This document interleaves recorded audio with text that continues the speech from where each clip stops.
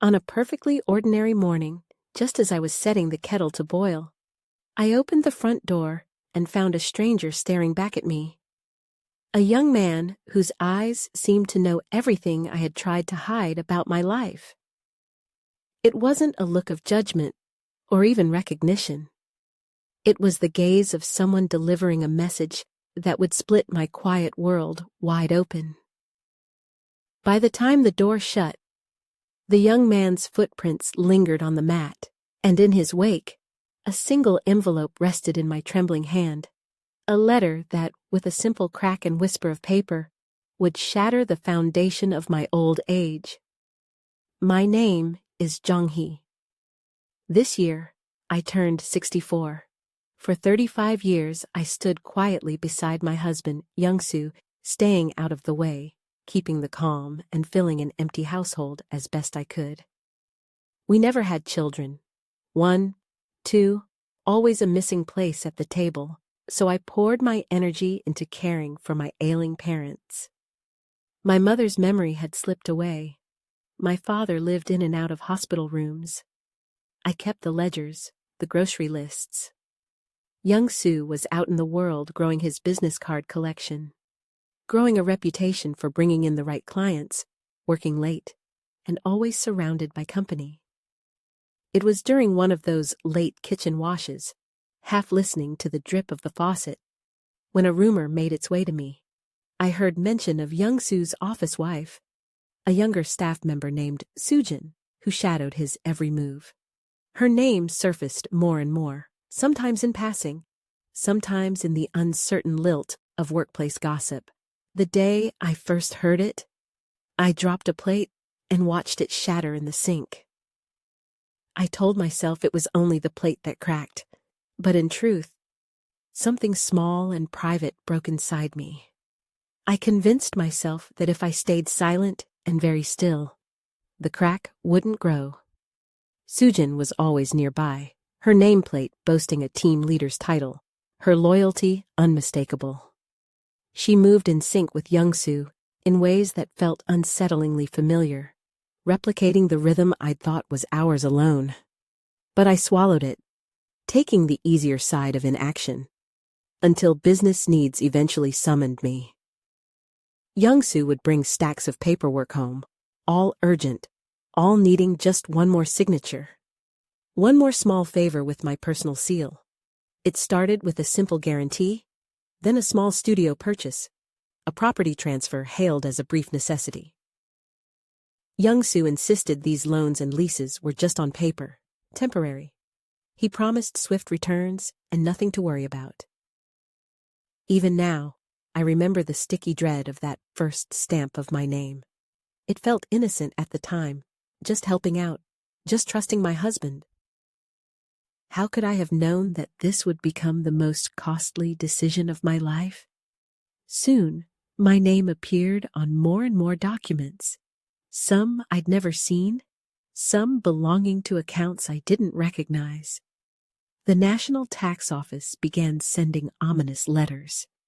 My hands shook as I opened notice after notice, each one a demand for payments I couldn't fathom.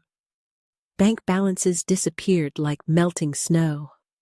Caught between the disbelief and a desperate wish to trust, I ran out of room to breathe.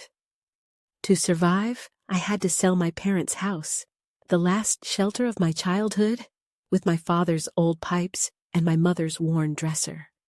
My siblings watched me clear out our memories with stony disapproval.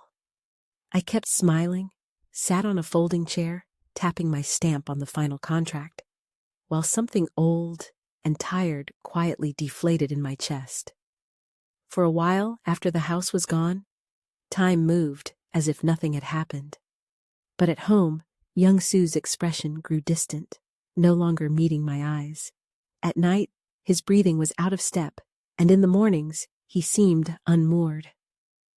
One spring evening, he came home late, his shirt carrying a faint, unfamiliar scent, not on the collar itself, but caught in the air between us, enough to make my heart suddenly heavy, with the weight of everything we'd neither faced nor spoken. I could no longer deny the vulnerability that had crept into my days. Still, I did not ask. I only listened to the house creak, the silence growing. Then came the day the doorbell rang, the day that would end everything I knew about my life. I shuffled to the door in my slippers. There, standing where Young-soo's reflection should have been, was that young man. He looked enough like my husband to be unsettling, but his demeanor was cold, formal, unyielding. No words, just an envelope handed over with businesslike precision. My hands closed around it, the world receding to the narrow space between my fingers and the heavy weight of what I was about to learn. That night, I sat alone at the kitchen table, the clock ticking past midnight again and again, sifting through the papers, a copy of a birth certificate, medical bills, health records. Under the section marked father's name, there it was, the 2 syllables of Young-soo's name, pressed in blue ink, unimpeachable. My hands felt icy, and my feet burned as I struggled to breathe. All the late nights, all the missing money, all the whispers and doubts. Now their meaning was laid bare. There was a child out there, and I could not run from the word that thundered through my head. Another family. In the gray light of dawn, Young-soo sat at the kitchen table, head bowed. His silence was a confession. He admitted, eyes glued to the table, that he had been close to Soojin for years, that even the silly office wife joke had some history to it. They had worked long nights together, sometimes side by side on project after project. He could not explain how things had gone so far, only that there was now a child, and that he wanted a clean break. He suggested late-life divorce, as if he was doing me a kindness. My name had sheltered his debts. My family's house had saved his career. Now, he wanted to swiftly end the marriage as if it were a business tie. Shame and anger flooded me, my sense of self buckling under the realization that I was being quietly erased from my own life. There was nothing left for me to hold on to. No children, no family home, no work. Restless and adrift, I rummaged through the desk until I found an old box of photographs. Inside, memories returned with a faint, musty smell, except for one unfamiliar picture. A small child's birthday party. Young-soo stood in the far corner, Soojin next to him, and their boss, an older man, front and center with a steadying hand on the child's back. On the back of the photo, a faint pencil note, something about standing in for a signature that day. The words were cryptic, but they wouldn't leave my mind. Perhaps it was desperation. Perhaps it was a need for certainty, but a compulsion gripped me. I began investigating the studio apartment now registered under my name, one I'd never even visited. The keys had always been with me, but the courage to enter had not. One afternoon, with sunlight cutting long patterns on the hallway floor, I finally opened the door. The air inside was stale and empty, freshly laundered blankets, old files stacked on the dresser. Among them, a stark white envelope marked with an order number, labeled DNA test results. My fingers trembled as I unfolded the report. The conclusion hit me with icy clarity. The probability of paternity was low. The names on the cover, Soojin and their boss, were listed as principal clients. Young-soo's name was merely on the signature line. Suddenly, all the scattered pieces aligned. The family photograph, the cryptic note about substituting a signature, the paperwork I was tricked into signing, the DNA result in cold black ink. The real father was not Young-soo. My husband had agreed to cover for someone else, whether out of loyalty, pressure, or simply weakness. He had lent his name, just as he had asked me, again and again, to lend mine. The whole chain of events, the debts, the lost house, my ruined peace, began with that borrowed signature. with standing in for someone else's mistakes. Realization brought no comfort, no vindication, only a kind of hollow clarity.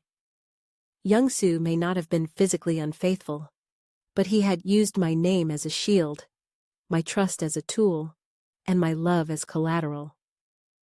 I had lost my family home, my standing with my siblings, my very voice in my own life. From that moment, I decided no one would use my name but me. I gathered all the evidence, the birth certificate, insurance papers, the DNA report, the photograph with its cryptic message, every legal document, in a single binder. At a legal consultation, a lawyer sifted through the evidence, translating years of pain into clear legal language. Young-soo's abuses, the complicity of the office superior, Soojin's possible role, and my rights that had gone ignored. For the first time, I understood the power of my own signature. The authority of my voice, not for excuses or apologies, but for demands and decisions. Then I faced Young-soo. I showed him what I'd found. His face flickered with surprise, then relief, then shame. He tried to offer reasons, to minimize, to fix what was already, for me, irretrievably broken. I told him, in that moment, and with every ounce of strength, that I would not let this pass. Divorce was no longer a loss and an end. It was a beginning, a claim to my rightful place. The proceedings were swift. Some called me foolish. Why bother so late in life? Why hate a man who wasn't even the child's father? Where would I go at my age? None of that mattered. I needed no revenge. I simply needed to reclaim what was mine, my name, my dignity, the small boundaries around my life. I wrapped up the loose ends as you might wrap a fragile glass, carefully, with respect for what was broken, but not destroyed. The compensation that followed was partial. The studio apartment returned to my control, financial losses partly restored, the paperwork of regret quietly filed away. But my parents' home was gone, along with the scent of magnolia blossoms drifting through its open windows. My tie to my siblings remained bruised, not fully healed. What I gained was room to start again, to build something new from the ground up. I settled into a small, one-room apartment, placed pots of basil and rosemary by the window, watching their green leaves reach for the smallest beams of sun.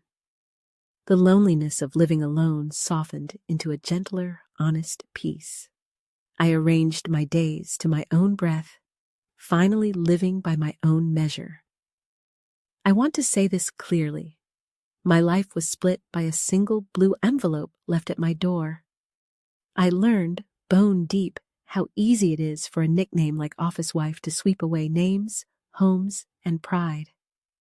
The spectacle of extramarital children can make for gossip and sly looks, but for the ones living through it, those words mean sleepless nights and lives unthreaded. Lending your name, just a small favor, can be the spark that ruins everything. As for late-life divorce, some might call it a defeat or a win. To me, it was a way of returning to the seat that bore my true name. That seat is solitary, but it is honest. In the end, one truth remains. Leaving my husband did not erase the child's existence. That life continues, just as Soojin must carry her own burdens.